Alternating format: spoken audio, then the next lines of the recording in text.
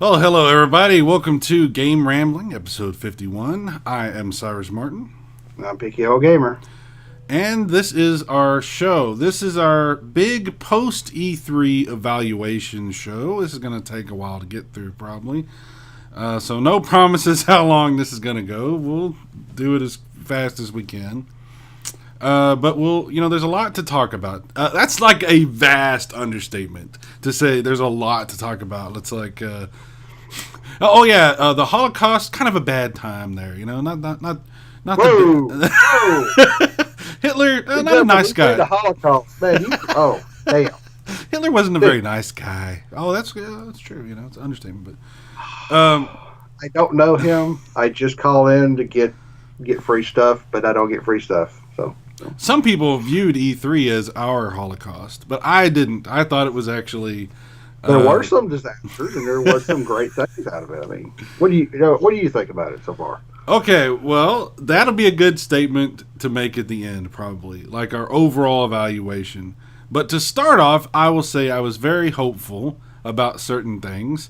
Not all of my checks got, not all my boxes got checked off as far as what I was looking for, needless to say. But there were some surprises and some disappointments, but there was some good stuff too, right? Yep. So E3, right? It's awesome, multi-day, multi-event kind of thing. And we're just going to start at the beginning. Once upon a time, back on Saturday, June 10th, Electronic Arts started things off, right? Yeah. I was actually on our guys' weekend, hanging out with Eugene and everybody, when Electronic Arts did their presentation. So we actually watched it down there. And the big stuff that they showed off, they started off with this thing about FIFA, which nobody cared about. Although there was some development about the Switch version. Yeah, that was a big thing. It was like not going to have the story mode, not going to have this, that, and other, and it ended up being a very good mode. And everybody's like, "Oh, I guess it's no doom and gloom." And for FIFA fans, it's going to be a great version to take on the go, and it looks, I don't care about FIFA. There are some people that really do, though. So, but what I did find interesting was when they talked about Madden, and they mentioned that story mode that they had been using for FIFA was now going to find its way into Madden, and we're going to have a single player story like campaign mode where you get to go through, you graduate college from University of Texas, and I saw some of that. And I'm not a big sports fan. I mean, I'm not, but I saw that and I went, okay, that's cool. It's not just get in there and blah blah blah blah blah. It's like, wow. And these two guys, I want to get drafted. I get football. I'm not an idiot. I'm just not interested into it as much as I used to be. And I was like, that's cool. That actually put more depth to it. And then of course you could jump when you get to the story mode. You got the endless people playing. You football fans, you keep playing the, I guess it's the seasons. I don't know what's the normal part of Madden. It's kind of like just, Yeah, well, so I was talking about. We need to say EA's me-a. Me-a sports. Give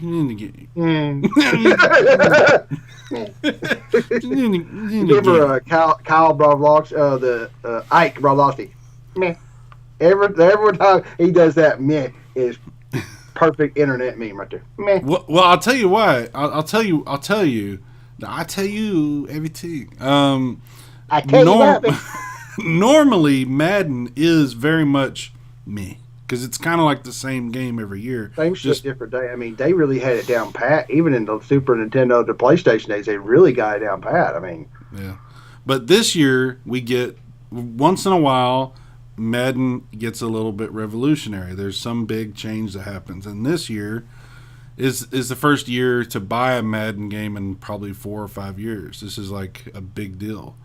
So, of course, I'm excited about it because I love Madden games. I fucking want it on Switch, but can't get a Switch. But it looks really cool, so I'll probably get it on my PS4 Pro. Of course, I can't get it on my PC because they don't do it on PC. Yeah. I don't understand that. I still don't understand that shit. Why will they not put Madden on PC? What the fuck is the problem? EA they have Origin on PC. Clearly they they're putting out AAA titles on PC. Could it be that nobody would buy it? I mean, seriously, could they have done enough little questionnaires that PC gamers are not doing enough sports games? That's the only thing I can think of. I mean, yeah, I don't know. It has to be. They have to have some kind of information telling them that PC gamers are not going to buy Madden. I mean, it can't just be because of the piracy thing that used to happen. It can't be just that. I don't know. I don't know what the deal is, but it would be awesome to have that. But they did have a couple of surprises.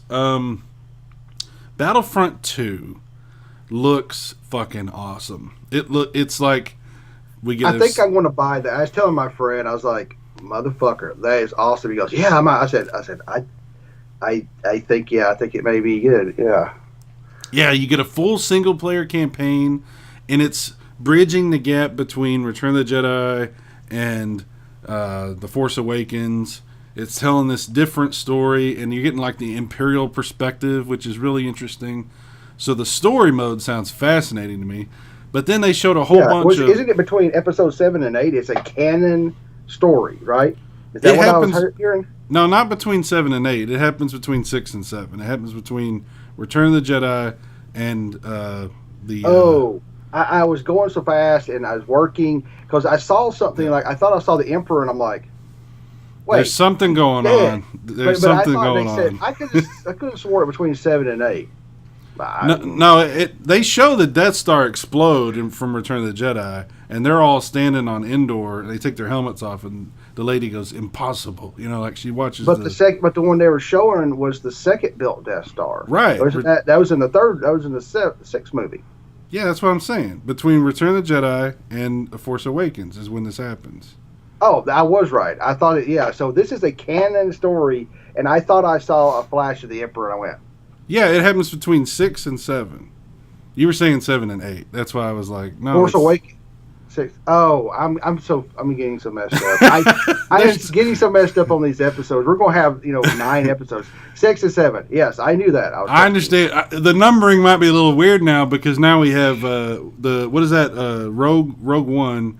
So you're like, wait a minute, what number is this? That was a Star Wars brain fart. Yeah, 6 and 7. The end of the original trilogy and the beginning of the first one. It's a lot of Star Wars movies. Star Wars movies, but yeah, I saw the image of the something looked like the Emperor. Yeah. It looked like a Snoke, and I went, "Ooh, really?" Yeah, I don't know what that means. Give us some information on Snoke. It'll be fascinating. I'll be very interested to see.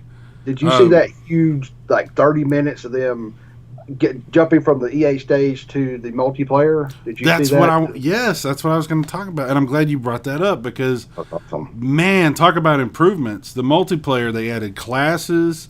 The vehicles have been redone. They slowed them down to make them more easy to control. They added all kinds of vehicles. They added some vehicles that are just like this one that's like an apparatus you walk on. It's not even like a full-on vehicle. It's like a I don't even know what you would call that, like a giant robotic stilts or something. Yeah, I saw that, and I was like, and I thought was interesting that it felt like they actually made the heroes worth a damn. Sometimes the heroes were okay, but you could really kill them off. I played the beta a couple of times on both consoles, and my friend decided to pick it up on Xbox One. He liked the controller, and I went, I didn't think I'd get into it, but this one looks so good. I'm like, fuck, I'm probably going to have to buy it. Oh, and free DLC. That's the other thing they announced for it, which everyone's like... Characters and something else. Yeah, free. Yeah. I was like, wow. There is microtransactions. There is, of course, microtransaction. But you don't have to buy, I don't know, whatever we see in episode 8. There, I get it right. When we see episode 8, if they add something in there, here you go, free. Here you go, a level from episode 8. That basically, they showed how much we listened to the player, and I said, basically, you put out a fucking flaming piece of shit that had some good stuff to it. You didn't do what you supposed. Well, it wasn't a flaming piece of shit. It was they didn't finish it. They gutted it. Yeah. They said they gutted it. Yeah. That's what I was saying. It had so much potential. You're right. The first Battlefront was like, Oh, wow. This is the game we should have got in the first place. This thing looks amazing. So I'm very happy about that. So we enjoyed watching that. And that's how things started off, with EA doing their presentation. If you had to grade EA's presentation overall, what would you... Because you remember they showed off a little bit of this game, Anthem, just a very little bit before they saved most of it for the Microsoft thing. And then they also showed a game called A Way Out. You remember this? Where, like... that one, yes. And I've pinged my buddy. He's the only guy other than you I play online with. And him and I love co-op. And I said, this is a co-op game built for co-op. That one is a definite buy. I don't know how that's going to work. For me, I grabbed you. Because what I can understand was that split screen view is the same on both TVs. They basically make it feel like you're on the couch together. Right. All the time. And I love that. I would give them... it's hovering between a B and a C, only because... And it really hovers toward the B because of Battlefront, too. That was fantastic. And, of course, A Way Out. The rest of it is okay. I mean, just like Cell and a few people are just chatter going, meh. EA is not really that... They're not that amazing anymore, to me. Well, again... If you consider, there's a couple of things to look at. They're doing a little bit of a revolution with Madden, which is kind of a big deal. Battlefront 2 looks awesome. And this A Way Out, very revolutionary, really cool co-op experience. I'm very excited to see that. And then, of course, Battlefront 2. So, I think maybe because they went first, I don't know, we kind of don't remember that they did do some cool stuff. They did, yeah. And the first person it was a couple years ago when Bethesda went first, and they had Doom, and they had Fallout 4. They kind of just broke. They just kind of ran away for that for a while. They had some other good stuff that year. EA did okay. The Star Wars part was the shit. It's going to be fun. I had to figure it out. Yeah, I don't know. Like, let's just say on a scale of 1 to 10, what do you think? Where do you put the EA? Around about a 6.5 to 7. It's pretty good, but there's a lot of games. And it's not just it's a sports game. It's just why is it Madden on the fucking Switch? Why are you guys not doing more the sports? Even in sports, it's like, is this all you're doing for sports fans? They're not really pushing the envelope.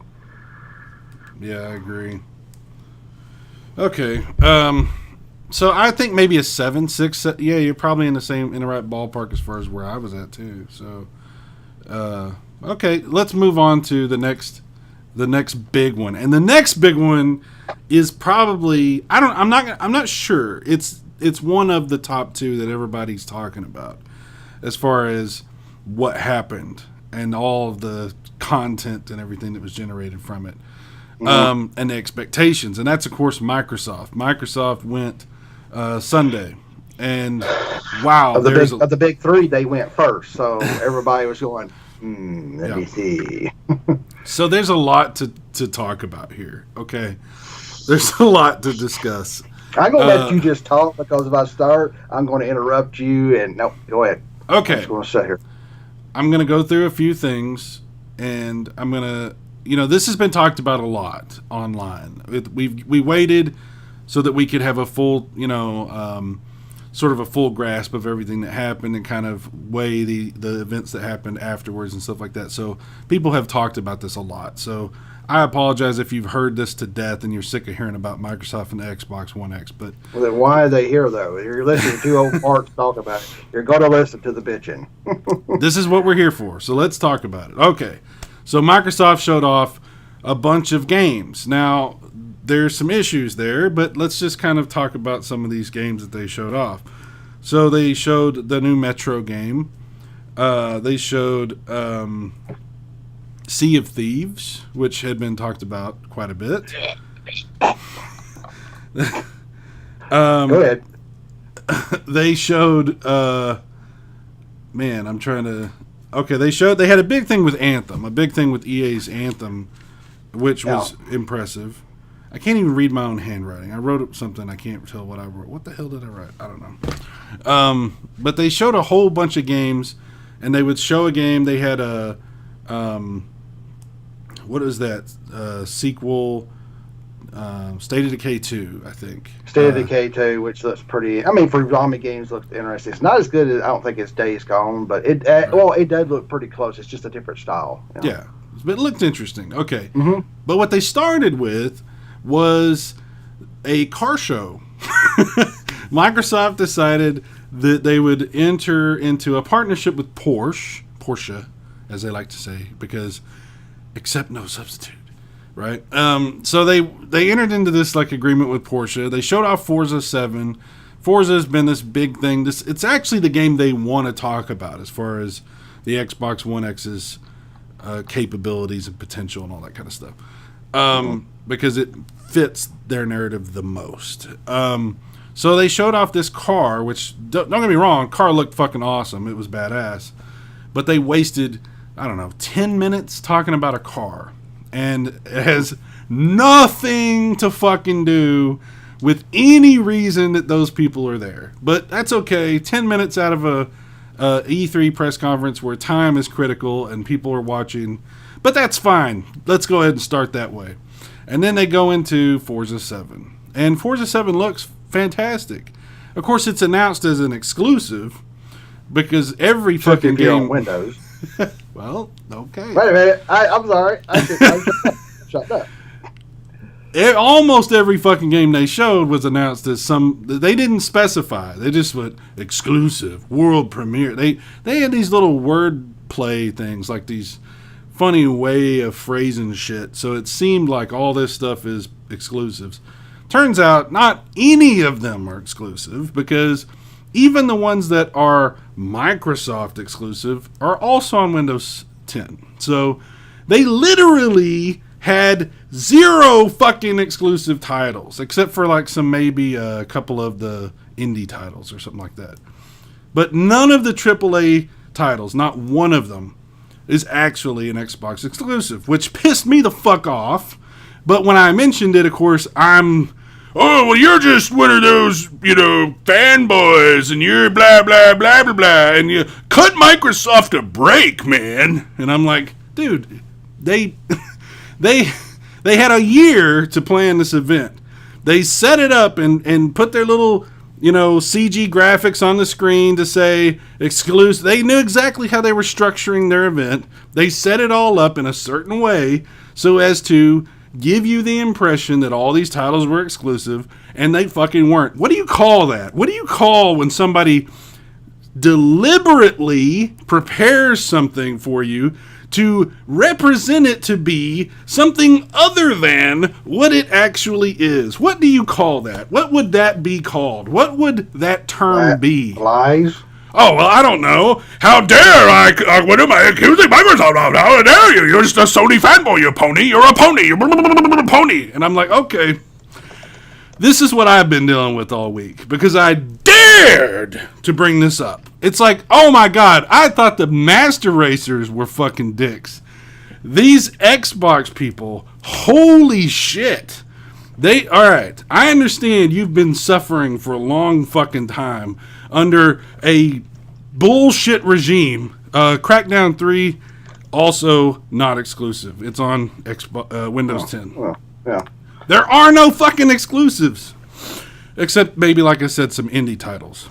So I understand the frustration of an Xbox owner, an Xbox fanboy, who's been living under the regime of a fucking bunch of morons who... here comes Phil Spencer in to try to fix shit, and he's doing the best he can. I have a lot of sympathy for Phil Spencer. The guy looked tired, exhausted, looked like he was giving everything he had to try to fucking save this ship. And he's fucking pouring buckets out the side trying to keep that thing from sinking. So I got respect for Phil Spencer. And I got respect for you guys that have been suffering for all these years. But don't be fucking delusional about what actually happened here.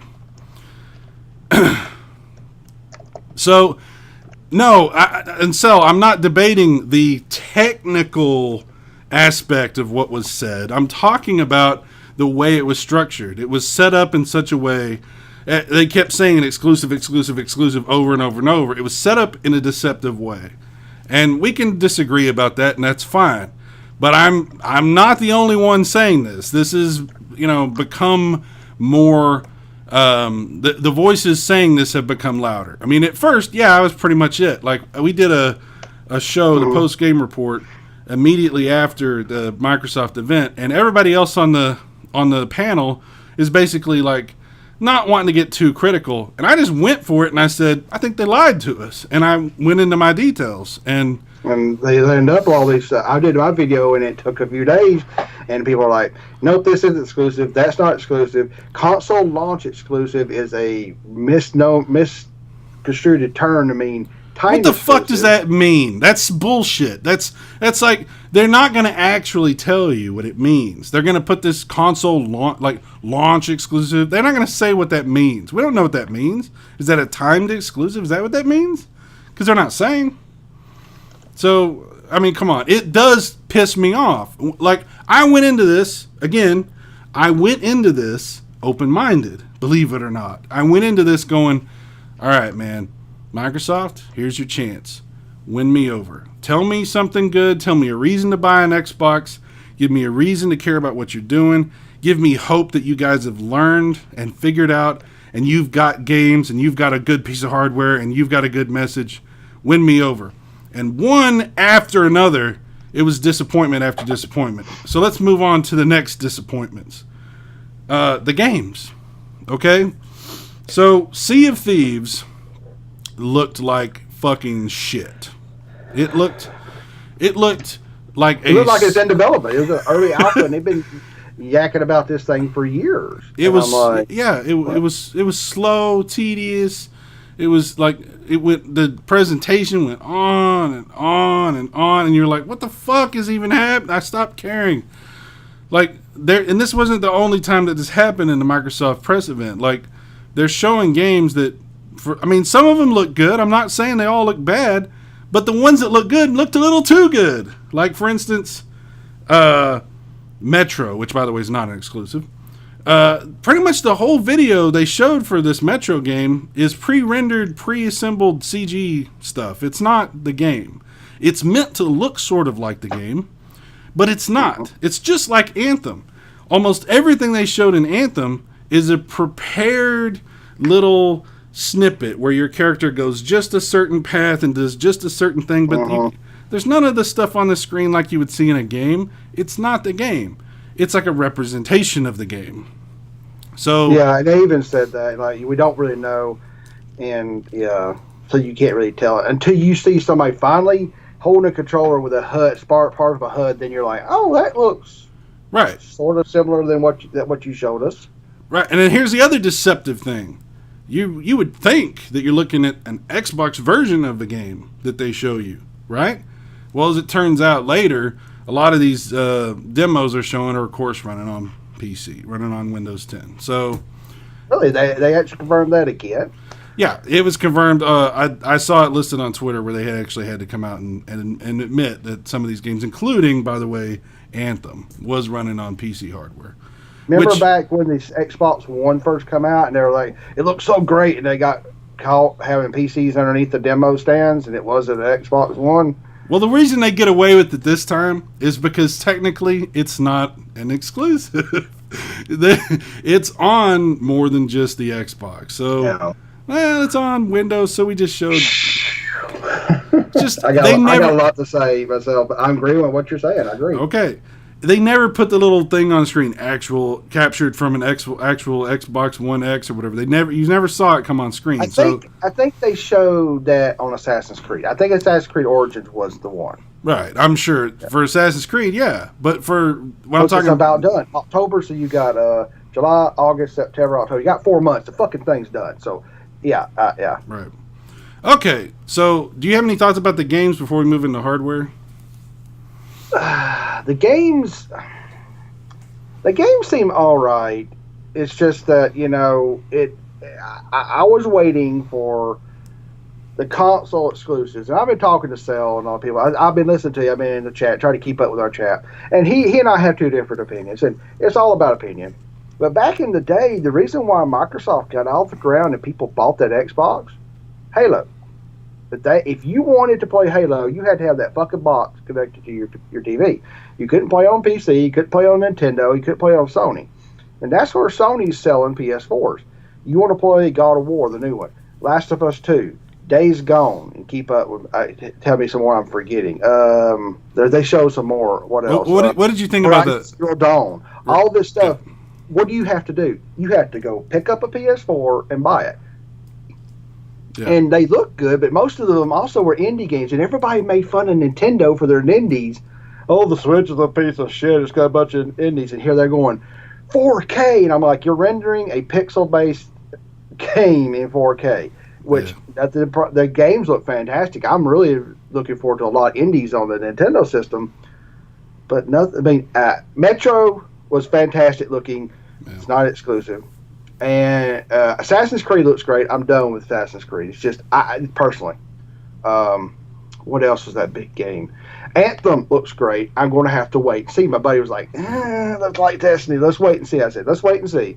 By the way, is that exclusive? No, it's on PC and PS4. So they showed me nothing that really impressed me, but other than them getting up there and going, true 4K, HDR, 4K, teraflop, flop, True 4K. Here we go. And the only game I think that is, and Digital Foundry said this before E3, is Forza.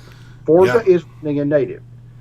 One of the easiest thing to render is a racing game. It's not a bash toward racing games fans or racing games. Of course, you could get that to 4K. The other ones are checkerboarded, but PS4 Pro sucks because it's checkerboarded. Oh, I'm sorry. Xbox One X is checkerboarding them. And they're checkerboarding Assassin's Creed Origins. That's 4 months off. They're not going to go from 2K to 4K. It's not going to happen. Yeah. I had somebody in my comment section, well, they're just early development. Assassin's Creed Origins is pretty much done. They'll have to hit gold stamp in a month or a couple months and then start printing Blu-rays.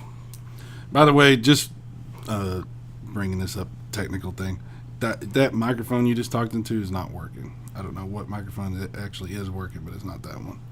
Oh, you're not hearing me out of the snowball? No, it's a different microphone. So it must sound like shit then. Well, I didn't realize it until you did that, actually. I was like, because it actually didn't sound too bad. But it's funny how this happened. Like, we had to change our settings so many different times. We go through all these different configurations for things, but yeah. Now can you hear me? There you go. Now we're talking. now you can hear me. I love Skype. I would have used not the snowball. I had to start Skype before, and I plugged in the snowball. That was my fault. I should have double checked that. How does it sound better? Does it sound better now? Actually, I'm getting a lot of background noise now. That's weird. How about now? Yeah, there we go. I got it right in front of me. Yeah. I'll just put it right on the keyboard. Smooth like jazz. How you do it? Okay, so let's talk. Let's go with the hardware. Let's talk about what we actually got. The reveal we got for the Xbox One X. No longer Scorpio. All the little M's on Twitter are disappearing because that little M is like the zodiac sign for Scorpio or whatever. Which I found out because I was like, what the fuck are these little M's I keep seeing? I looked it up and I'm like, oh, it's zodiac. But so now it's Xbox One X. So another reason some of those little M's are disappearing is because a lot of the Xbox fanatics were very disappointed in what they learned about the Xbox One X. Not all of them. There's some people that are sold on it and still think it's going to be amazing and it's going to be this perfect system and everything. But a little bit of that luster has worn off now that we know a little bit more about how it's actually going to run games. Because, yes, this hardware is very nice, except the CPU, which is kind of, shit. Yeah. It's the same thing as the PS4 Pro as far as the CPU. It does have more RAM. They finally got GDDR5 RAM instead of that garbage fucking DDR3 RAM that they had in there. With the ES RAM on the side to make it faster. Fucking useless. They didn't even bother with this. That's like, we don't need that. And I got something to say about that, though, since they changed their memory. It actually caused... I'll talk about it here in a second. Okay. So we got 12 gigs instead of the 8, which is obviously more than the PlayStation 4 Pro. It's actually pretty good, pretty respectable. No, PlayStation 4 Pro has an extra gig of memory. There you go. It does, doesn't it? People forget about that. And I've never seen the 4K textures. Nobody wants to talk about it. I'm glad you brought that up because nobody fucking mentions the PS4 Pro has 9 gig of RAM, not just 8. But anyway, I don't know if that other gig is GDDR5. I'm not sure. I think it's a helper RAM. I'd have to look it up, but I thought it was something to do with the textures. Yeah, but I think I don't know. But yeah, so anyway, it's a good amount of RAM. I'm not criticizing that. It's a good amount of RAM, and it's good RAM. So good call, Microsoft. As far as horsepower and the GPU end, I think it's great. I think the Xbox One X has a tremendous amount of potential power. So that's nice.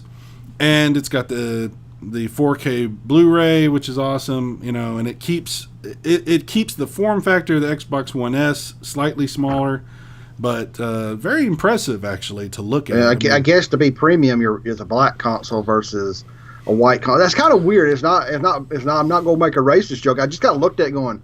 So used to be the premium stuff was shiny and white, but their premium stuff it's a glossy black. Kind of they flipped it.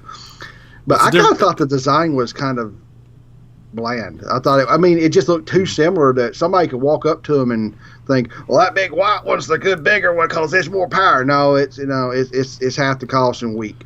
Well, this is what we're going to get to, the problems. Okay, there are some problems, and let's just dive in. Okay, overall, I liked it, but first of all, it's $500, which is twice the price of the Xbox One S, right? And it's $100 more than the PS4 Pro for now. We'll see if that changes. And then it's twice the price of the PS4, right? The PS4 Slim. So it's expensive. It's in that ballpark where people start looking at it like with a lot more scrutiny. Like a $500 console is a tough sell. So it looks for Microsoft. Sony, if Sony came out with if we actually jumped to PS5 in a couple of years, they hadn't done this, and Sony came out with the biggest, baddest, and they sold 80 million, 90 million consoles, they could sell it. And then they line up 10 exclusives that nobody else had. They line up about half a dozen or more exclusives on our PS5. This is all theoretical, and they go, look at all this stuff that's now we signed over to our console. People would buy a $500 console because Sony had already done it before. Well, yeah, Sony did do a $500 console, and they had to drop the price because it was actually a $600 console, and they had to drop the price down because it was too much.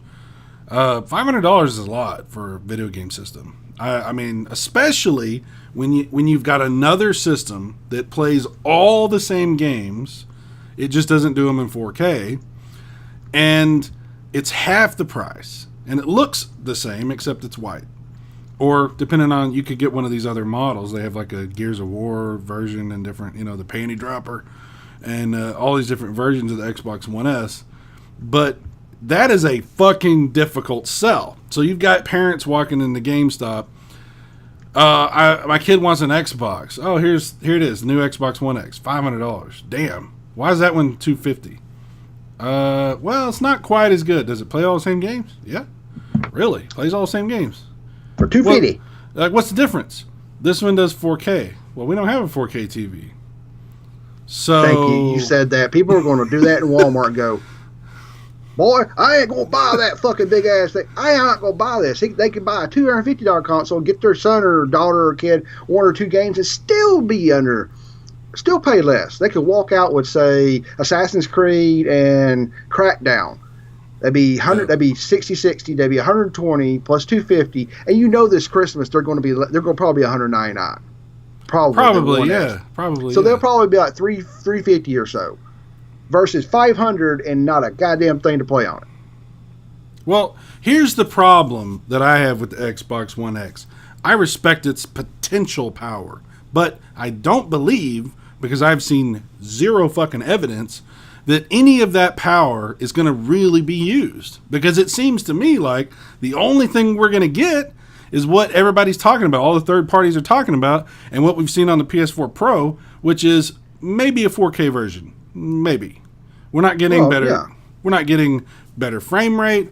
If we get any kind of enhancements, they're very minimal. It's basically just they up the resolution.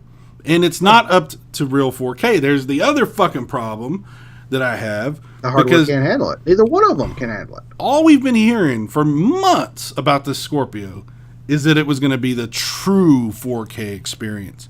They fucking posted this giant poster that said true 4K gaming and shit like that.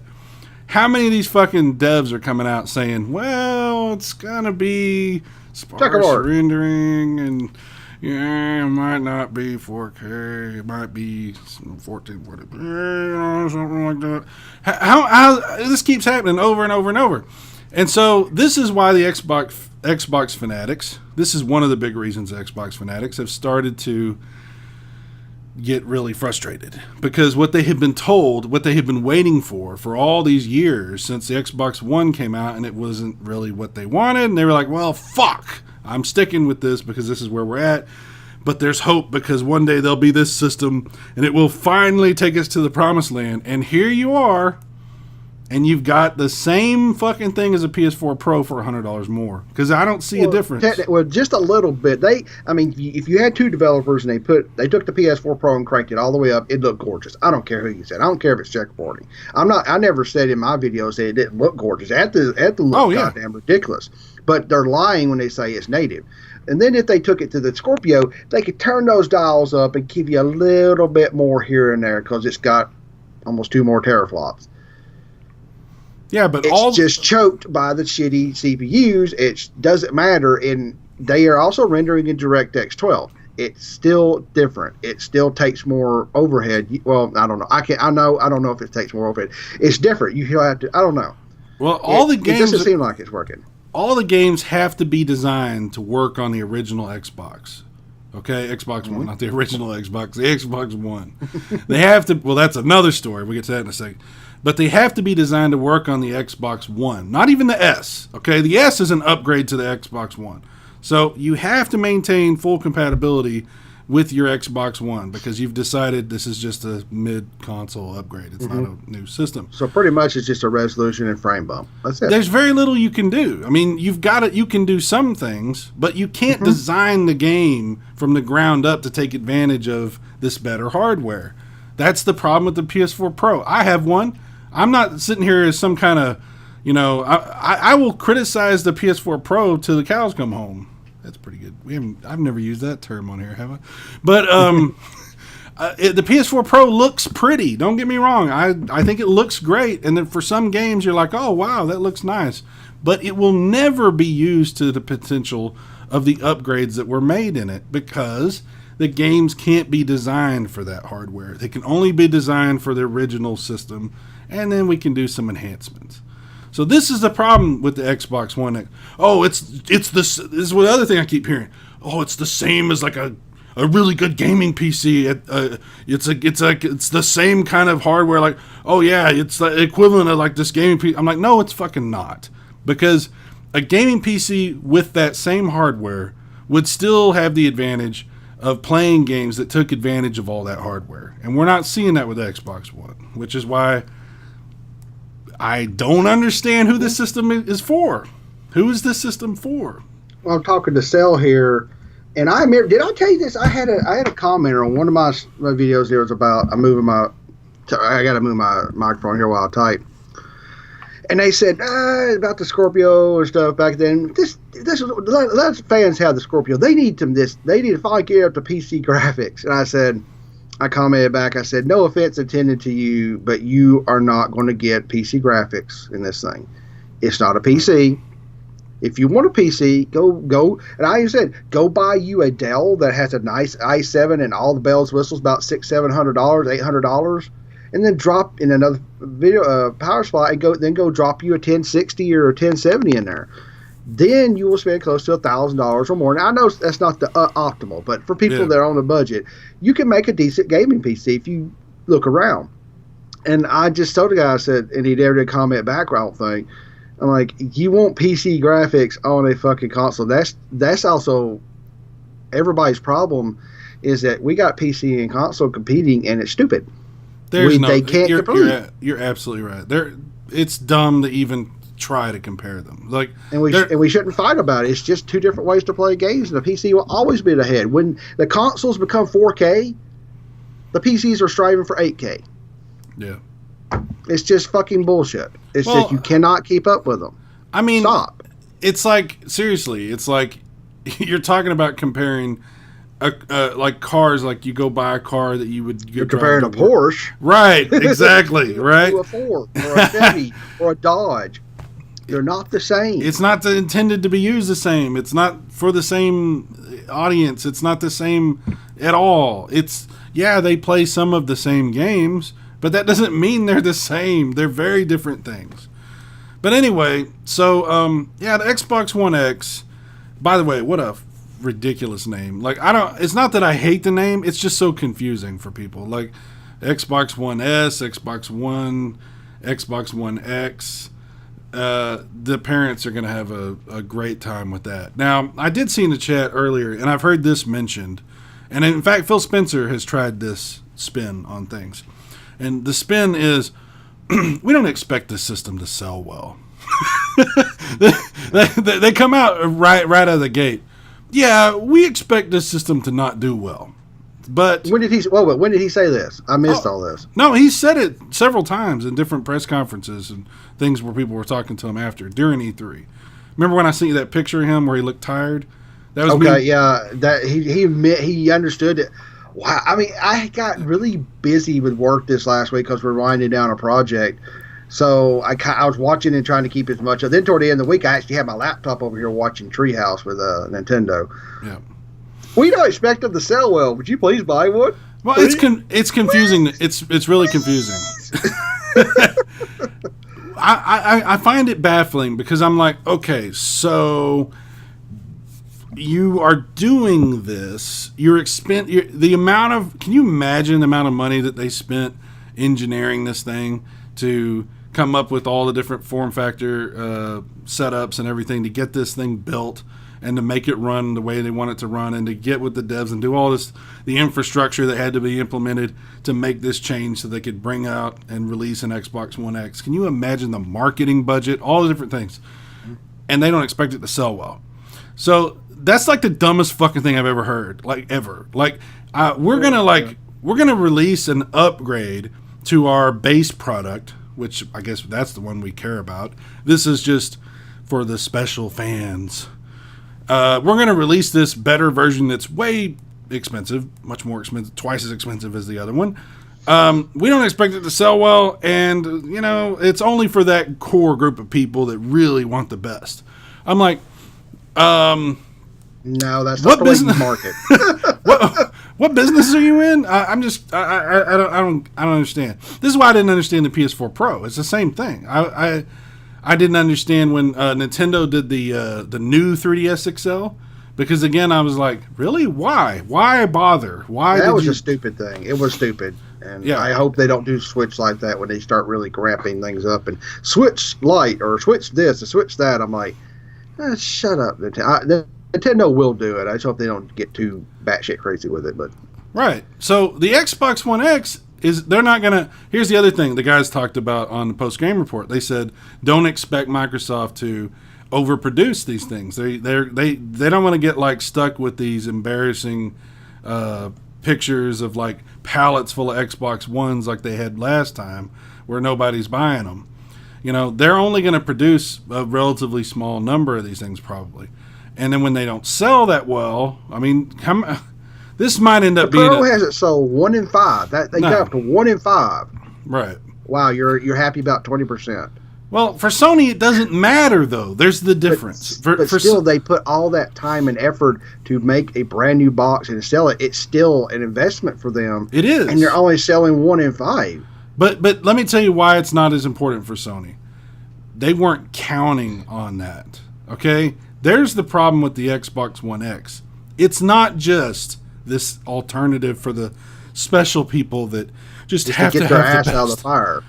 Exactly. It's not what they're saying. What Phil Spencer and what Microsoft is trying to paint the Xbox One X as, which is, it's just a luxury item for the very special few. No, it's fucking not.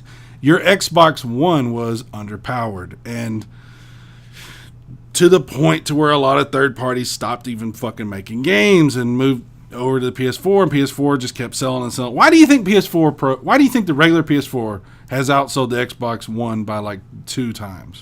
Why do you think that is? Because they focused on games other than I want a media player center. They didn't come out and make a 720. I mean, even back then Sony was pushing 1080. If Microsoft had just flopped completely somehow, I'm just saying in a weird alternate world, everybody would have bred a 1080p games, maybe 30 FPS, sure. The Sony was around 2 teraflops. It was GDR5. It was a Linux operating system, or I think it's a Linux. It's sometimes NetBSD or something crap in there. It's fast. It's game focused. You had sharing built into it. You hit a button and it could broadcast, and it still looks good. People just don't even have computers or console gamers and broadcast their Twitch streams. Right. It was built for gaming, and here they came out with this big-ass boat anchor, and I call it the boat anchor edition. That's what I call it.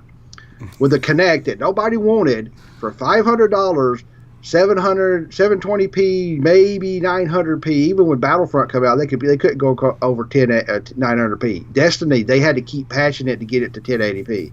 Yeah. And it had Windows 8 on it. A clunky, fucking piece of shit operating system. They made it a goddamn mess. Yeah. Right. So it was critical that Microsoft bring out something that would fix this problem, that their hardware was made for the wrong things. So here's this new system that's supposed to fix that. But they don't expect it to sell well, and it's not for everyone, and it's only for a special few, blah, blah, blah, blah. You guys are so full of shit. You don't even know what you're doing, and that's why Phil Spencer looks so fucking tired, because he doesn't see a clear strategy. What is the strategy if it's not the Xbox One X? If what he's saying is true, and the Xbox One X is just this like luxury item, then what you're saying then is that your core focus is not the Xbox One X. It's on what? The Xbox One S? Is that your core focus? Because if it is, you better fucking commit to it. Because all we're getting is this wishy-washy, blah, blah, blah, but, there's the Xbox One X, but we're not really sure if it's even going to do well, and we really don't care. What are you doing? Give people a platform. Tell them what the platform even is. Do you expect third parties to devote resources and time and money to enhance games for a system nobody's gonna buy? Are you fucking stupid? That it's very frustrating. So and what was that? They kept saying Xbox One X enhanced version or enhanced mode. I said, how long will that stick around when Microsoft doesn't pay for it? Then it's up to the developers to go, we just patched it in to do a checkerboard up 4K. That's it. They'll do the same thing as the PS4 Pro. It's not the PS4 Pro or Sony's fault or Microsoft for being Microsoft. Developers don't give a shit. And like I said, you and I started this August or September last year. We said these are fucking failure. They're going to fail. And when they fail enough to where they sell very little, if they can't even sell as much as a Wii U, they fucking fucked up. And I don't even think they're going to sell that many for the next few years because nobody wants them. Yeah. And and what is it? And I think cell processing, for correcting me in my video, I got the wrong term. It was a super sampling. It was upscaling. The 4S will upscale it to 4K. It's not 4K, but it'll output a 4K signal so your TV runs in native resolution and it upscales to 1080 or whatever. It's not the same. But technically, if you had a 4K TV, you could play Ultra Blu-rays. You could do Netflix and Hulu and Amazon in 4K, YouTube in 4K. Right. And then you could upscale your games to at least run in a native resolution for your TV. It's not 4K gaming or even 2K gaming, but it's something, and it's $250. It's actually a pretty good deal. What you just said is fascinating. The Xbox One X does play 4K Blu-rays, and it plays them at 4K, right? Oh, yeah. The system has an HDMI 2 point something. It can output 4K. So it's just that, of course, it's not going to render games at 4K. If they build an Xbox One game, it's just going to upscale it. Well, neither is Xbox One X. I mean, but it's rendered at a much higher resolution so they could checkerboard it to make it even better. Basically, it's the same thing. It's just the PS4 Pro and Xbox One X. Xbox One X. That is so hard. It's kind of hard to say. X. It's an X-rated. Can you imagine? Basically, they're both shit. Can you imagine trying to win your parents over and convince them to buy you the Xbox One X when you already have an Xbox One S? Can you imagine that? Like, some parts of the nation, some kid's gonna get bitch smacked. Kick your ass in there, play your games. I'll spend $200 on you for Christmas, or $300, or and buy you games. Or do you want this thing that looks a little prettier? No, that makes no sense. I mean, it makes no sense unless you have to have a 4K TV. You have to have that. I don't have one. I replaced mine with a Vizio 1080, and I'm happy. Right. Now, they talk about super sampling, which you had mentioned, which is the game renders at a higher res and then downscales to 1080p or whatever output you're doing. I assume 1080p. I mean, yeah, that looks better, in most cases, but whoop-de-fucking-do. When your TV runs at its native resolution, it looks better. It just renders better. So as long as it upscales it to a 4K upscaling, it will be, I think, not as fuzzy sometimes. You'll make sure the edges are just a little sharper, but it's not a 4K gaming machine. It's not. Yeah. So I'm just saying, I might eventually get an Xbox One S if I get a good deal on it, but there's no fucking way. I have no reason to buy an Xbox One X. Every game they showed that was going to take advantage of that extra power is on PC. And it's going to be on PS4 with PS4 Pro things. And what about Destiny 2 will only run 30 FPS on the Xbox One X? Well, now here's the thing. I saw a statement that was made online where they did an interview with Bungie, and they're not even confirming that the Destiny 2 is going to be in 4K on the Xbox One X. So, it's not going to be on 4K. It's going to be It's going to be upscaled on the PS4 Pro. And here's what I didn't make a video, and I can't stand Bungie. They're bullshitters. They went out here and said the PS4 Pro is not powerful enough to do 60 FPS, and neither is the Xbox One X. It's the same goddamn CPUs. And the reason why they're not doing it is they have to work with the Xbox One or the PS4, and they can't put 60 FPS on them. And they could make the games run 60 FPS. It wouldn't look what they wanted, so they decided to lock it at 30. No one wants to admit that. Isn't it more funny that Mario Kart 8 Deluxe, ARMS, and some other games are coming out, and the Switch can handle 60 FPS better? Even split screen 60 FPS. Not including, Splatoon 2 has been there. They confirmed in the Treehouse. The demo versions were 720 on your TV. It's a 1080 60 FPS locked shooting it. It's on funny. The Switch, but the Switch is a piece of shit. I want to tell you. Remember, the Switch is a piece of shit. Well, it's funny. What I want to say about that, we're not really going to go into Nintendo too much yet, but I will say it's funny when you design your games for your specific hardware, knowing that frame rate is that important. You make decisions to get to that frame rate. Okay. And Phil Spencer said, he was actually quoted as saying he doesn't think that people care about frame rate. He thinks that most people are fine with 30 frames per second. And I'm like, wow. I did a poll. Normal consumers that go out to Walmart and never do anything else, yeah, they don't care. They want it smooth. Well, frame rate is very important. I did a poll. It was a very small poll. Only a few people participated. But out of the few people that did, 73% said that they would prefer high frame rate over 4K or enhanced detail. 73% want higher frame rates. If I guarantee you, just that small sample of people, if you were to apply that out to most of the gaming community, frame rate, I want the option at least. Okay, if you're going to give me a choice between. Like some of the games on PS4 Pro will let you choose between 60 frames per second or 4K, like Last of Us will let you do that. I take the 60 frames per second, right? Yeah, I want smoothness in the game, but I don't want if the smoothness comes at a much lower resolution, then as long as you can give me 30 locked, it just depends. But yeah, I want 60.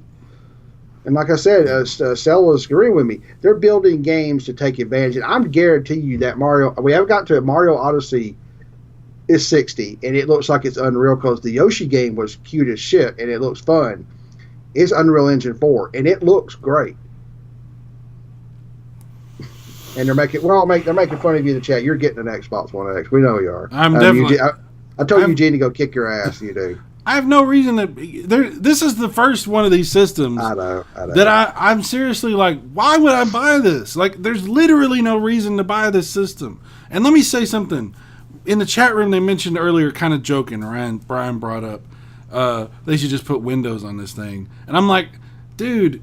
Sorry, on there. I wonder. No, there's a version of Windows. I know. There really is. They're that close to pretty much having Windows on there. This is what I want to say, though. I wonder if this is just another necessary step towards the eventual merging of Xbox into an app for PC.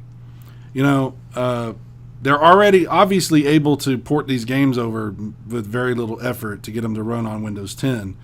I don't even know how much of a port it is other than just being the same fucking game. You know, I played Killer Instinct on my PC. It's fucking amazing looking. Mm-hmm. I imagine Forza 7 and all these other games that are going to be on PC are going to, you know, be just the same. Amazing. So, do you think it's possible? Do you think it is possible, like in a serious way, that Microsoft might do that they might allow people to enable Windows 10 on their Xbox One X I mean, why not? What else? What do you got to lose at this point? See what happens. I think they're going, if they don't watch it, they're going to lose their console game altogether, so to speak. And they may just fold back into PC gaming or go into the PC gaming. And I don't know. Again, when the Xbox was out, and Xbox 360, you had games that only ran on Xbox. You didn't have it on PC. And part of that seventh generation, we saw that merging where PC and console gaming was merging, where developers were trying to make them the same, close to the same. And it's been kind of good on PC to where you don't have to have the latest hardware, but it's been horrible for console, because if you make a game just for the console, the Switch games, they look great. They run great. You just make it and the console should be that way. Yeah. Now we got to make them closest to the computer. Well, now we need to make 4K boxes that are kind of shitty and they don't really do 4K, but they got to compete with the PC. And Ryan, we had talked about this before, about the potential, the possibility of. I think it is entirely possible that Xbox could end up just being an app on your computer. They've already got it on Windows 10. It's already there. It's just not fully functional. It just doesn't do everything that an Xbox does. But I don't think it would be that hard. And again, Cell's kind of backing that up based on what he said in the chat too. I don't think it would be that hard for them to flip some switches and basically give you that functionality on your PC. I mean, the base hardware for the Xbox One is not that powerful. And even the Xbox One X CPUs, I mean, if you put Windows 10 on that thing, how well is it really going to run? I mean, it's going to run well, right? But it's going to be fine. It'll run okay. It's not going to be able to do all the stuff that it normally can do, but of course it's custom. I don't know. Can you imagine, though, if you put Windows on it, the benchmarking that would be done? So how revealing would that be if people actually went through and did all these independent benchmarks on the actual hardware? That would be fascinating to see. And it would also be interesting to see how the system would run without all those streamlined things that are put in place, to make everything run better, because they don't have to accommodate all that PC stuff, and they can just focus on this specific hardware set for games and stuff. So that would be interesting. So anyway, what do you think about the price? Like overall, just like, what's your opinion about the price? Oh, the One X's price? Yeah.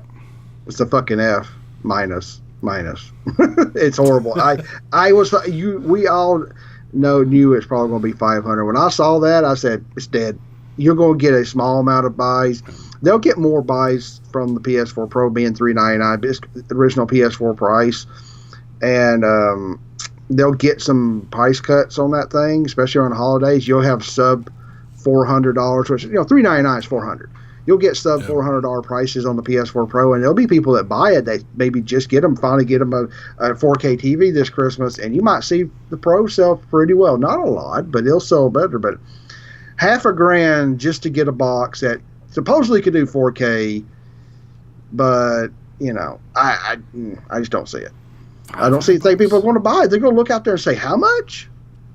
And apparently Microsoft doesn't care if anybody buys it. They've got a backup plan, and I really am worried or concerned what their backup plan is. What is their backup plan? If they're not concerned, are they just going to go pull back and punt and just say, okay, fine, we'll release this Xbox 720 or Xbox 4 or whatever the damn naming. Are they ready to move on to a super powerful next gen console? Oh my God! Can you imagine how much that'll cost? Can you imagine? $900. If the Xbox One X is $500, Jesus! Like, can you imagine? Yeah. I don't even. We're not anywhere near that, people. If you're worried about the next generation coming anytime soon, I wouldn't worry about it, because this is what they're able to do for $500 right now. And this is not. They really have just locked themselves into where the Xbox One family of consoles, the PS4 family of consoles, are probably going to be there around till close to 2020. I think because they how much money have both companies wasted into this? Yeah, and they're not selling them. They're just going to stand back and just punt and just keep making games. It'll run fine. They'll run fine on those. I mean, they ran 10 years on the last generation. And Nintendo will keep going, and then I can see them doing the Switch refreshes every 4 or 5 years. Yeah. Because maybe they have a way of doing it. You may just be able to buy the tablet part or something. I don't know. Liquid cooled. Yeah, that was pretty interesting. They really did a lot of work to try to sell you on something they don't plan to sell. Yeah. Showing off it's vapor chamber. Oh, it's amazing. Look at all these graphics. Alien Tech just says, what happens if Sony's actually got PSX and something else. They got more stuff. And actually, I saw an article. They held back their games. I guess we're going to move to Sony's. Because Sony's not much to talk about. They didn't do much. Well, before we do that, real quick, let's mention Bethesda and Ubisoft. Bethesda, they showed off. They had a strange little conference. Biggest thing I took away from there was Wolfenstein 2. Wolfenstein 2, or Wolfenstein, however you say it. Evil Within 2, and you Dishonored. People love those games. Those games look fantastic. Yeah, agreed. But most people were kind of like, meh. And I was like, nah. I mean, they didn't really like what they saw with Quake. I think people were kind of confused about Quake. But Wolfenstein 2, I thought that was the one that most got to me. But maybe the Evil Within 2 looked cool too. Ubisoft surprised everybody with this. You need to go? I'll talk about Ubisoft while you're doing that. Yeah, go ahead. I got to get up here real quick. Also check my cats. I'll make sure they're not in something. I'll be right back, folks. Let him talk about Ubisoft. I don't have much to say about them. I just don't. I'll be right back, folks. Okay, so Ubisoft surprised everybody with an announcement that they're working closely with Nintendo. They brought Miyamoto up on stage, the guy who had basically been developing this Rabbids game forever.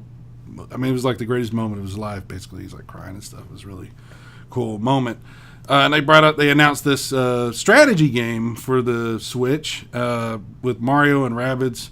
And it kind of looked like XCOM or something like that meets, Mario. I thought it was interesting. I thought it actually looked kind of cool. I don't know that I would buy it. I don't know. I'd have to play it probably before I could decide. But I did think it looked pretty cool. And then Ubisoft also talked about Far Cry 5 a little bit more, and, people have their opinions about that, and they'll probably get real upset about it once it comes out again. But one of the big things at this show that everybody was talking about most was the game that they ended with, which was Beyond Good and Evil 2. And I personally I've never played Beyond Good and Evil, so it's not that big to me, but I was really impressed with this CG trailer that they showed. I thought that looked really cool. It wasn't any gameplay. It didn't show anything from the actual game. It was just the CG, like cutscene movie that they showed you. But it was really cool. It was really well thought out, really well put together. Obviously showed that they care about this. They're taking this thing to the next level, and it was really cool. Really, movie quality CG stuff, like the type of stuff you might see in like a Final Fantasy movie or something like that. It was pretty cool. So we'll have to see how that game turns out. I know a lot of people have been waiting for it forever, but I'll be interested to try it.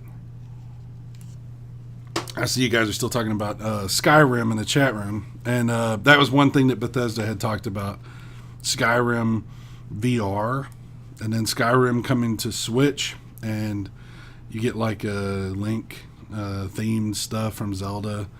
Whatever, I don't know. A portable Skyrim would probably have been interesting to me before I played Zelda, but seriously, I kind of have that specific type of game in Zelda. I really don't think I need Skyrim. I mean, it looks cool.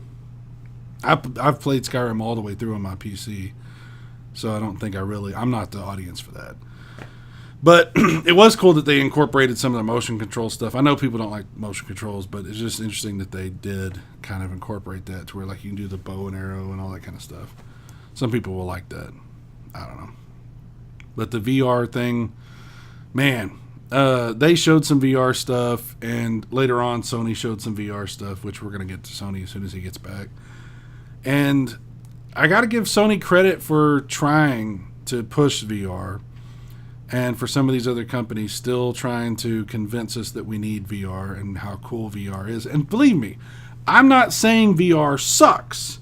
I know there's a lot of people that have, Oculus Rifts or the Vive or the PSVR or whatever, and they'll tell me, dude, it's amazing, you just have to try it. I am not questioning whether or not VR is amazing.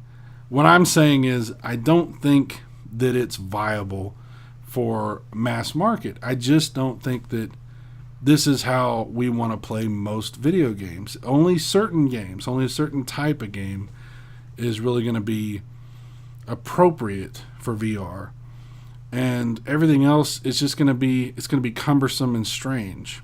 And putting on a headset every time I want to play a video game, yeah, it's not for me. I don't even want to put glasses on to watch a 3D movie. I don't want to put a headset on.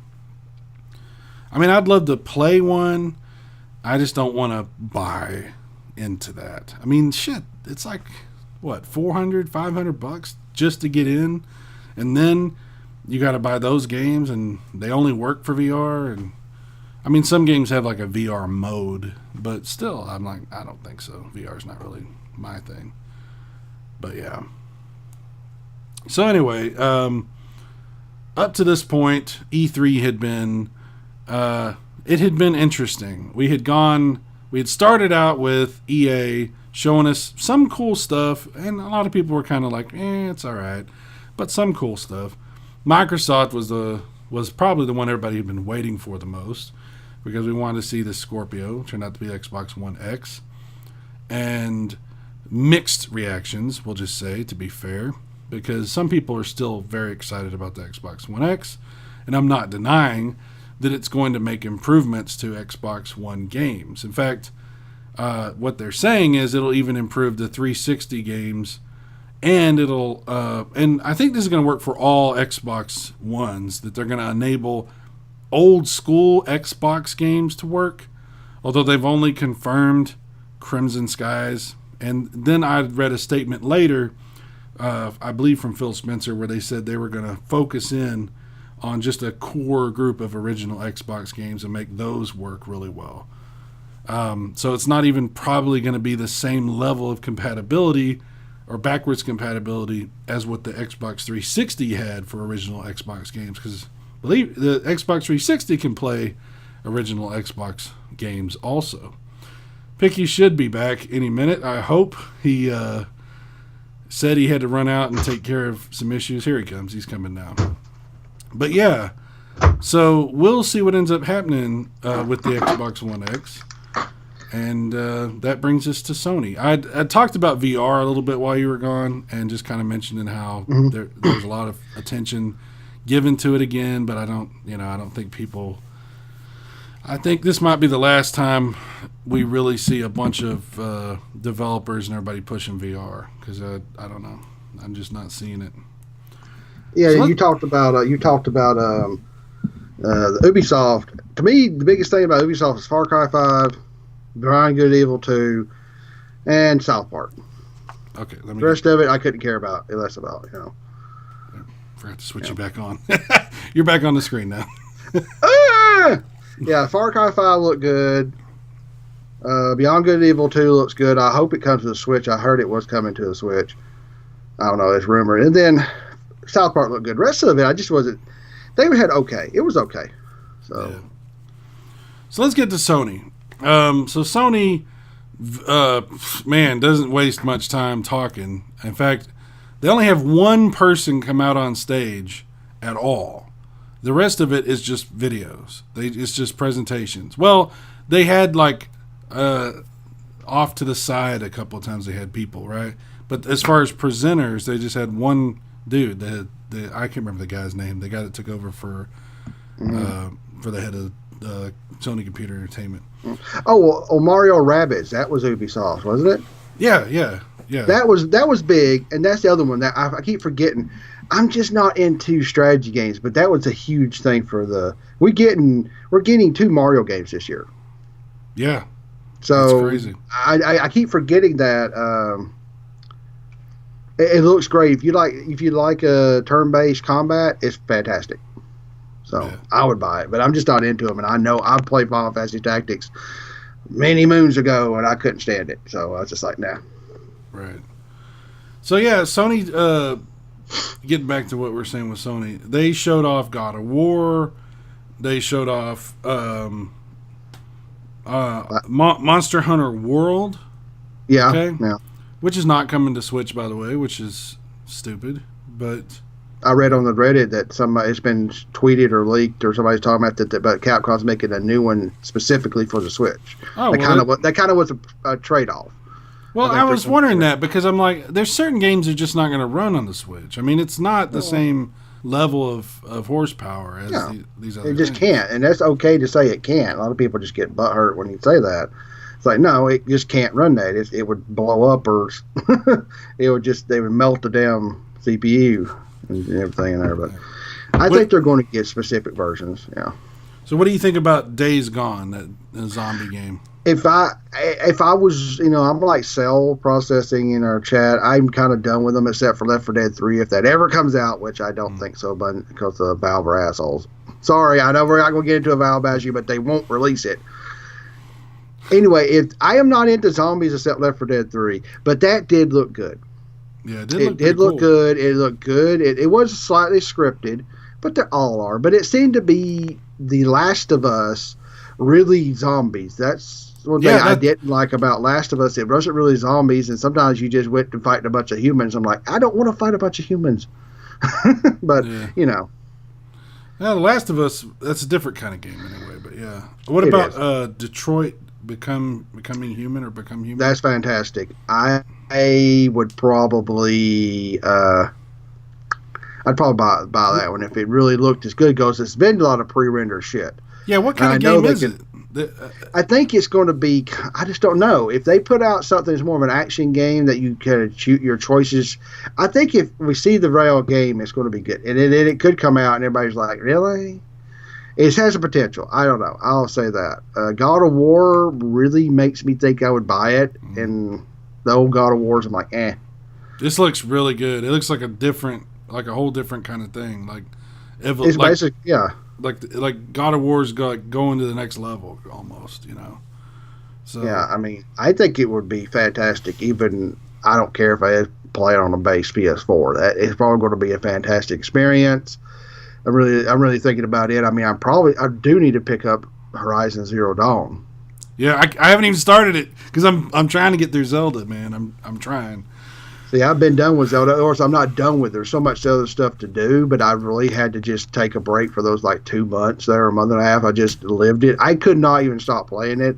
120 hours, that's nothing to some people, but that's a lot for me. That's a lot. And that's really, I think I played it more now because I died so much, had to redo so many areas, and I loved it, but I think I'll probably get Horizon Zero Dawn later on and stuff like that. But Yeah. What about Spider-Man? What do you think about Spider-Man? That looks good. I really would like to see a full gameplay. I hope it's not a lot of the quick time events, but I'd like that it was more like Arkham fighting, where you counter it, and I went, thank you. That works, especially for Spider-Man. As long as it doesn't mean where you have to do a lot of quick time events, be a purchase. It'd be like, fuck yeah, just bring it. I'd love that shit. I think it looks great. I think it looks like I was saying on my a video where I mentioned it reminded me a lot of this Spider-Man game on GameCube that we had. My daughter used to play all the time. Yeah, Spider-Man 2 is like one of the best ones for the longest time. It was fantastic. Like Hulk, the Hulk Ultimate Destruction. Remember that one? They made that open world like Hulk, and they made like 2 of them. That was just like a really rare gem. They finally, it just was great. Yeah. So one thing we didn't get from Sony, which we all kind of expected, even though I said they didn't need to do it, I was still expecting it. Was price cut? Yeah, they didn't cut the price. Do you think they're going to? Do you think they're going to cut the price? They've got more. They got PSX and other stuff this year, and they could be sneaky bastards. I think Alien Tech or Ryan, sorry, which one of you guys said in the chat, they may sit there and wait to November and go, oh, by the way, $349 or something, and be like, oh, even cheaper. Some people, sometimes that $50 makes a difference. That's a game. Somebody go, oh, really, $350? Yeah, it's a Sony site. You got all these true console exclusives you can't get on Microsoft's. It does 4K. I mean, they're going to tell people in the stores they're not going to care native versus non-native. I'm talking about the general consumer. It's 4K. It's awesome. It's great, and it's $150 cheaper.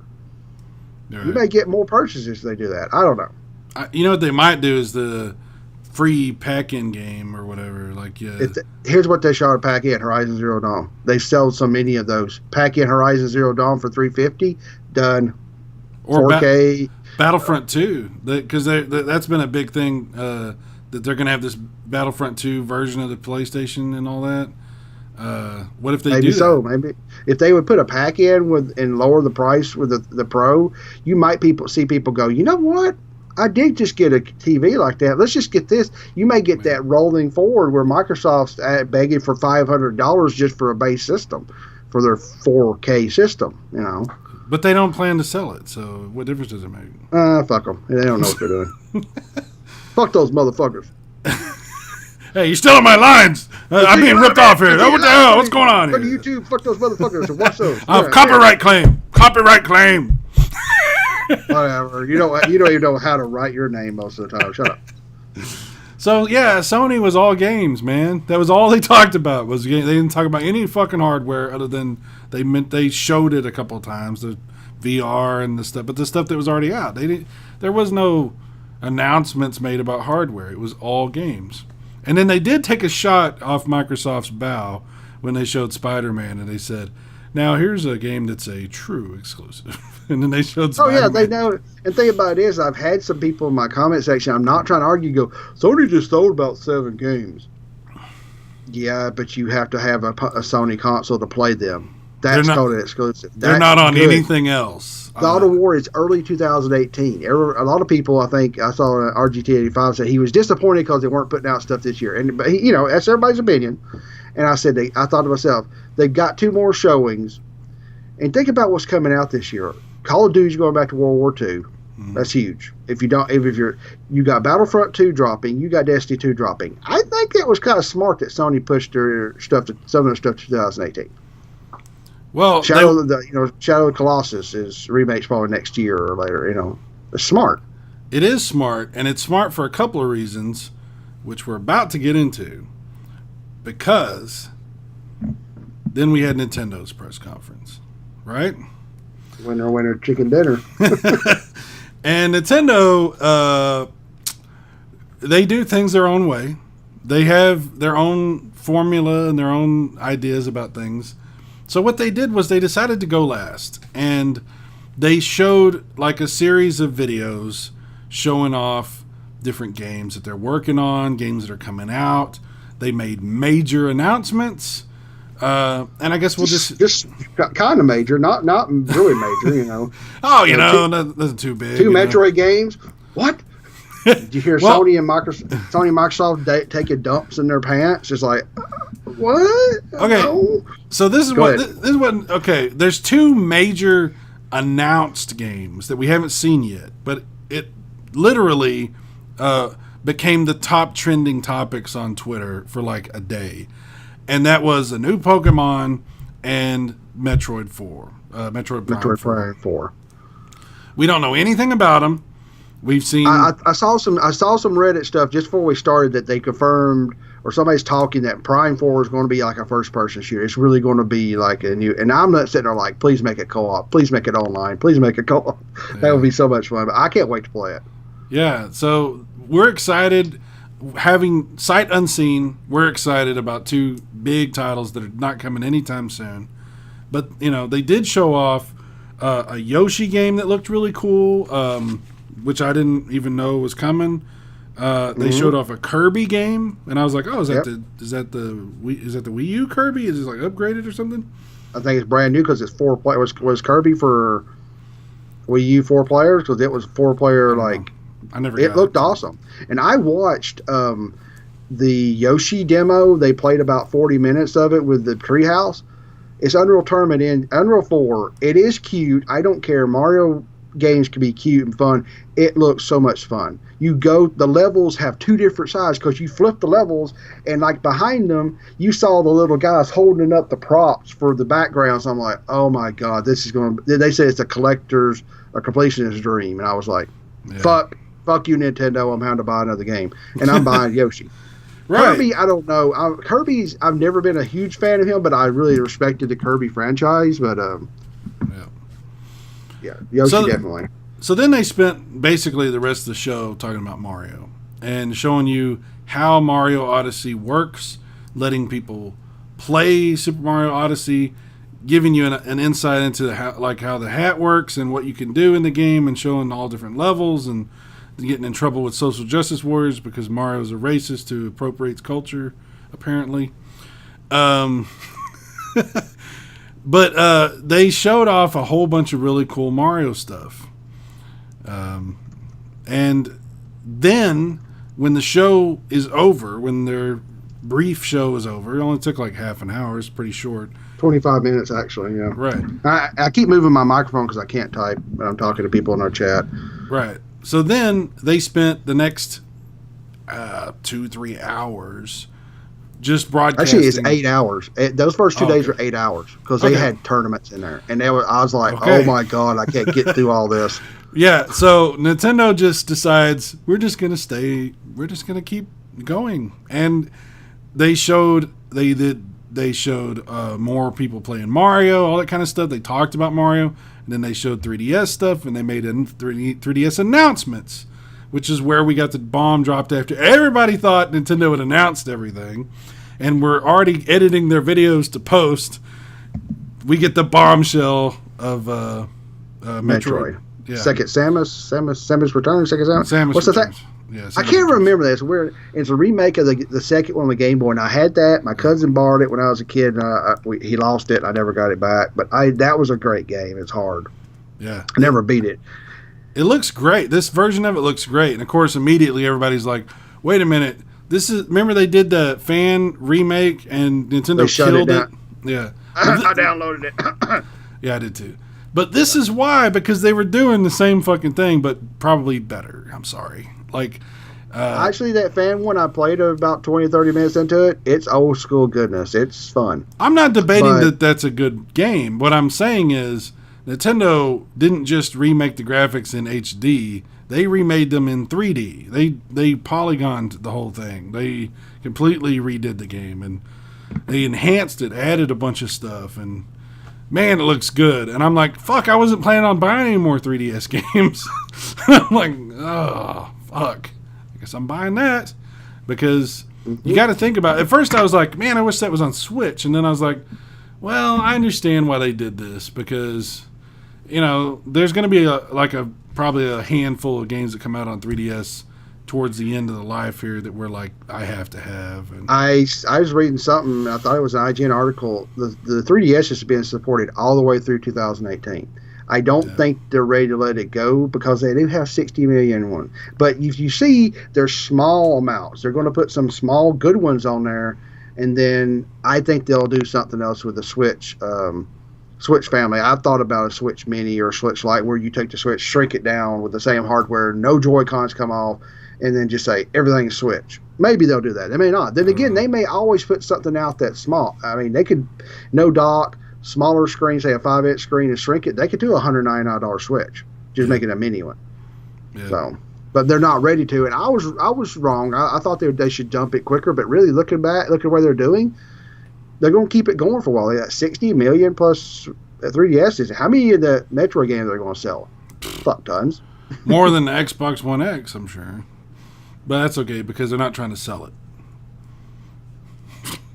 Yeah. I was hoping now. They kept showing the 3. I don't think that Metro game needs the new 3DS XL. I think they're not that stupid. So my wife still has hers. I sold mine or traded mine in to pay. It took knock a third off my Switch. I told her, I said, yeah, I'm going to have to borrow your 3DS. I said, so it comes September, so I'm borrowing your 3DS. Sorry.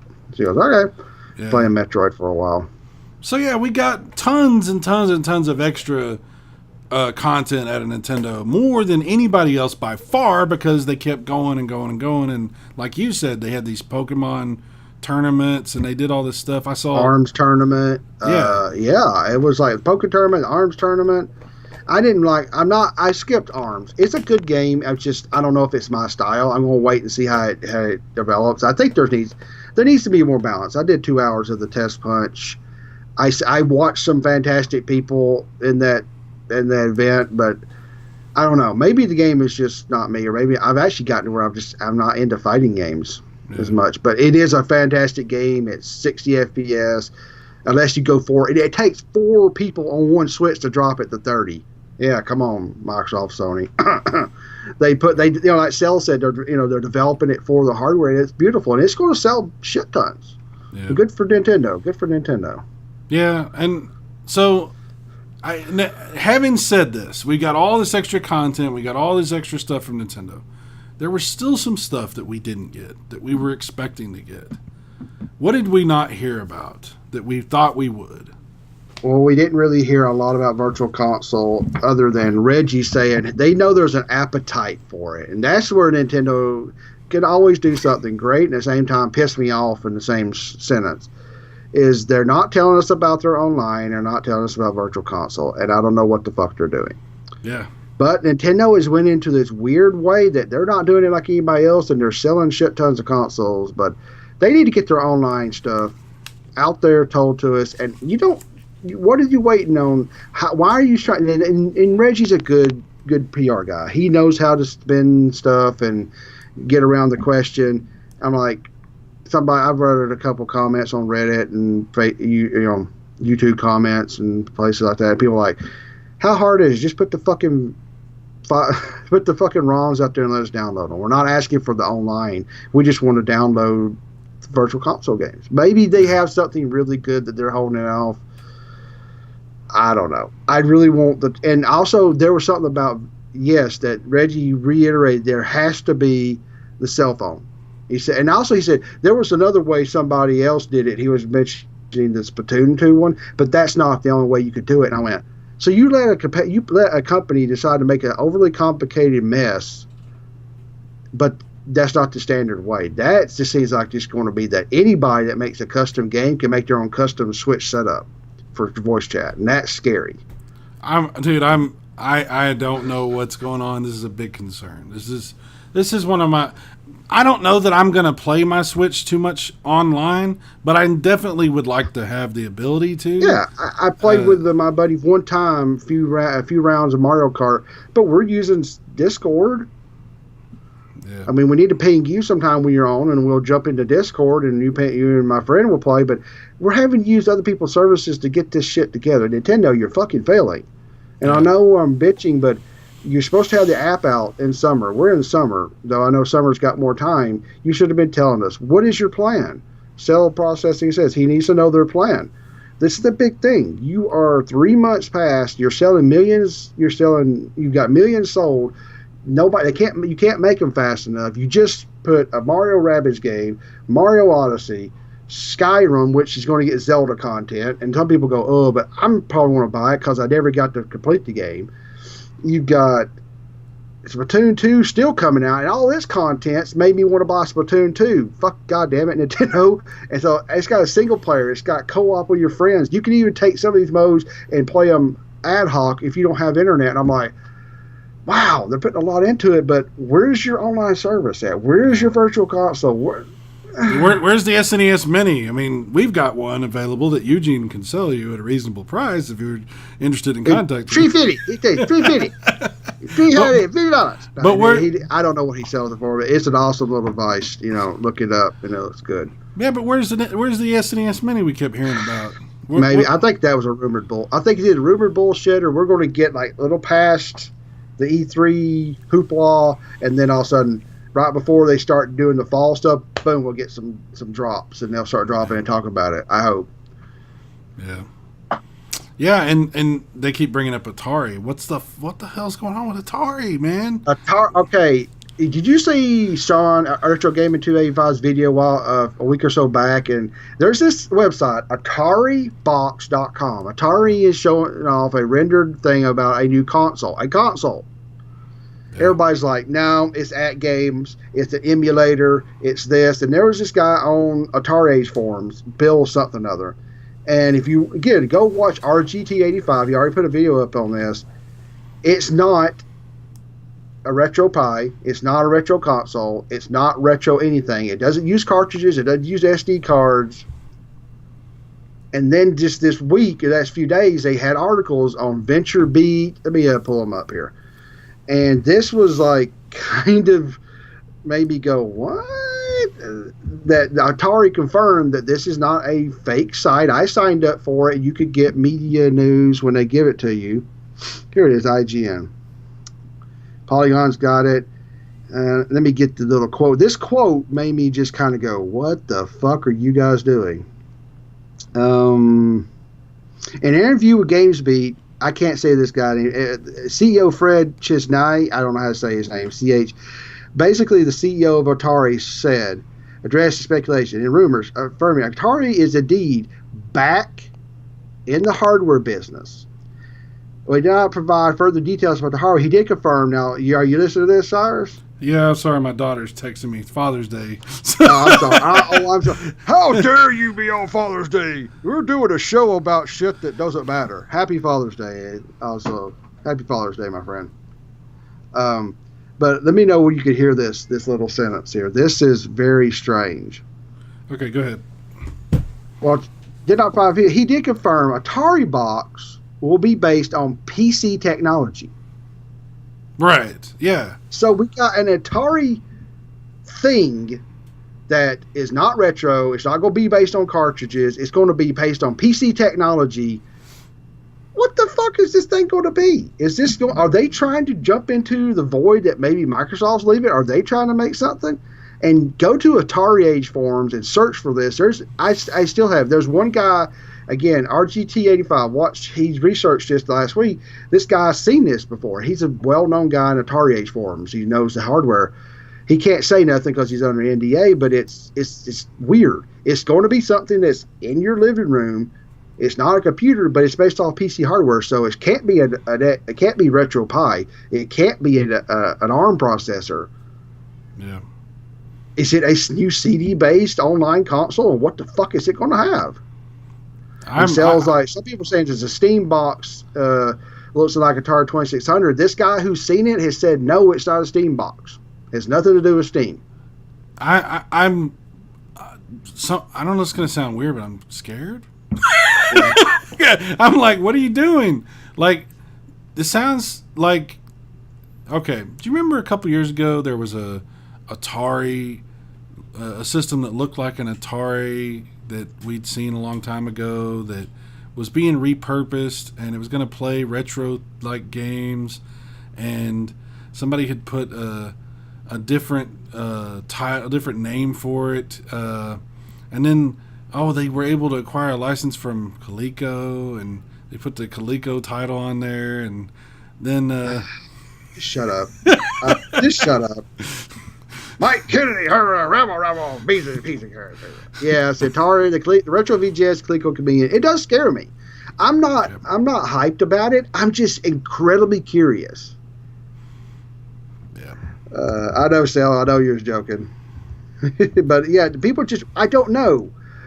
It's just we're having fun. I'm not going to hype myself up over it, but I'm thinking, what are you doing?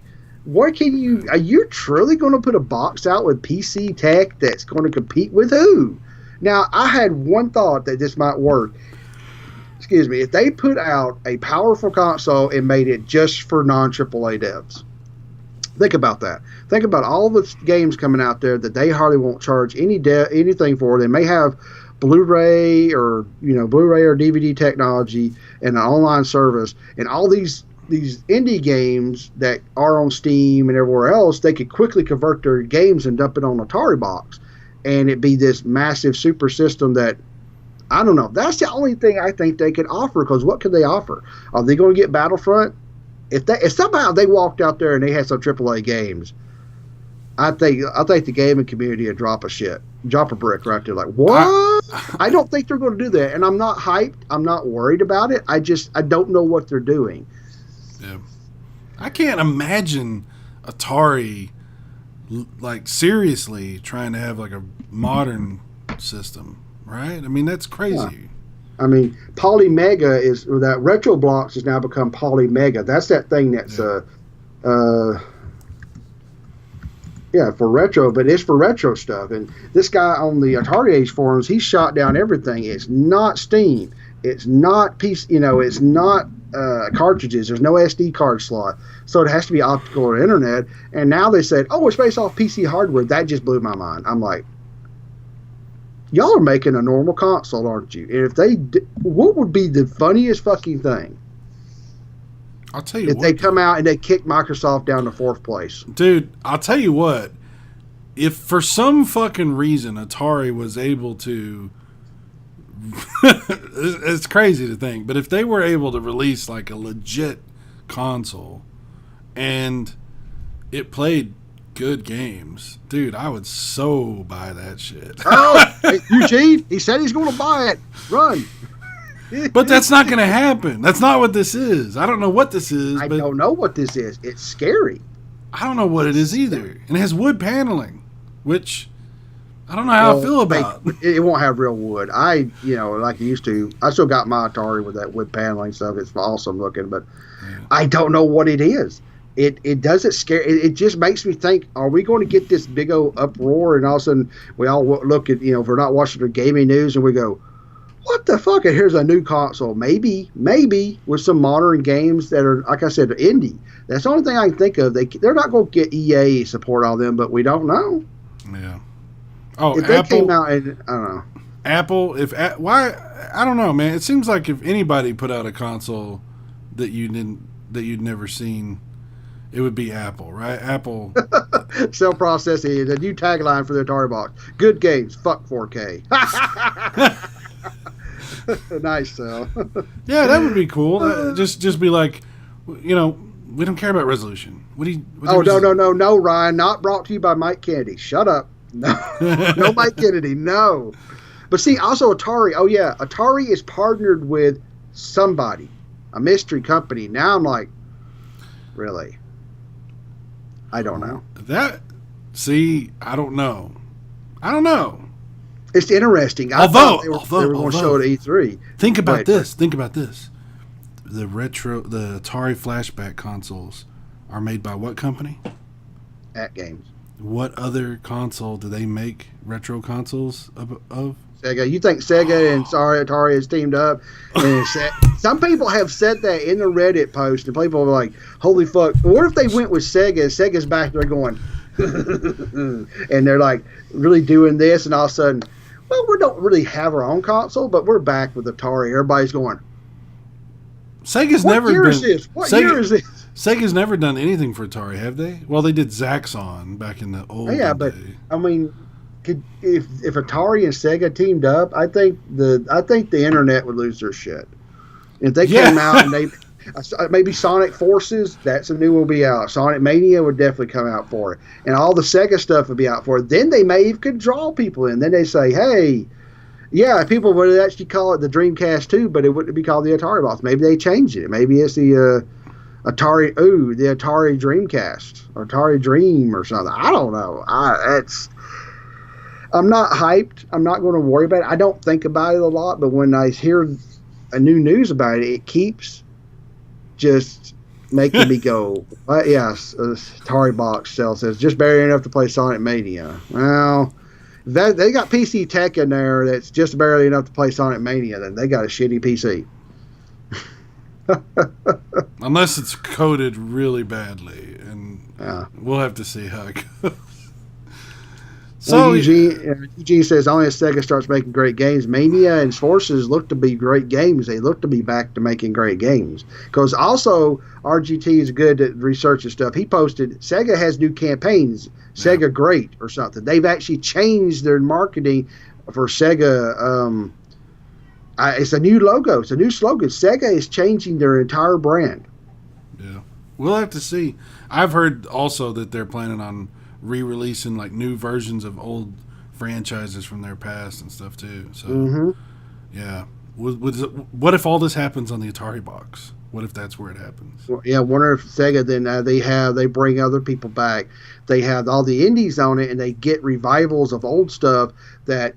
And this is how Microsoft that you would do it. They would have. Oh yeah, thank you, Blue. I can't say your name. Blue Peregrinus. Amazing Sega. That's their new slogan. That's their new thing. Is Amazing Sega, and it's copyrighted, I think, and everything. So now they're trying to do new stuff. So Amazing starts with the letter A. Atari also starts with the letter A. We're making up connections that don't matter. But wonder if they did. They have all this new stuff, and then they bring in some of Konami, which they kind of suck, but maybe they bring in all these old companies, and they start redoing brand new versions of stuff, and have indie games, and have something that it's not an Xbox. It's not a PS4. It's not a PC. It's all the resurgence of new IPs from the past. If they did that, yeah. Well, they might have something. They might. Okay, let's finish this up. I want you to do something. We're going to borrow a little piece of the other show, the Epically Geeky show, and I'm going to ask you. You're going to pick or pan, aren't you? That's exactly right. Pick one pick and one pan from E3. What do you got? My pick for E3 is Mario Odyssey. I mean, I know the announcements, but Mario Odyssey just made me sit there and go, I want the shiny. I want the shiny. It's going to be so big of a game that I think it's going to be an epic classic. And there was a guy, I saw at least one video. There was a speed runners at E3 testing it out, and they're going to figure out how to fucking break that game. And actually, I was reading it. The guy actually broke the game right in front of the demo guy. So this game is going to be fun to watch. That's my pick. The pan.